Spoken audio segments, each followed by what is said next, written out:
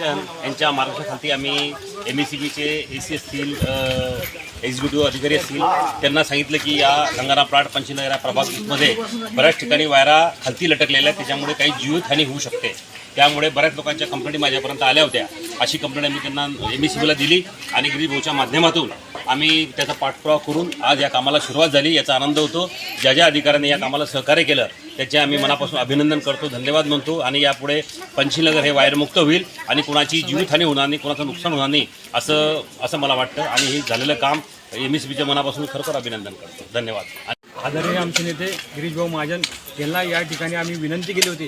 Gangaram plot Panchsheel Nagar या परिसरामध्ये जे इलेक्ट्रिक वायर जे गेलेले आहेत ते तार भरपूर खालती लमकलेले होते, परंतु त्या पाठपुरावाने काय झालं, आता आपण काय करतोय की केबल MSCBच्या मार्फत टाकून घेतोय. तर या कामाला सुरुवात झालेली आहे. मध्यंतर काहीतरी ब्रेक लागला होता, परंतु आता ते कामाला सुरुवात झालेली आहे. आणि अत्यंत पाठपुरावा करून म्हणजे वारंवार त्यांना रोज फोन करून त्यांच्या पाठीमागे लागून आपण हे काम चालू केलेलं आहे. तर येत्या काळामध्ये गंगाराम प्लॉट पंचशीलनगर हे तारमुक्त होईल आणि त्या ठिकाणी एक रोप लागेल.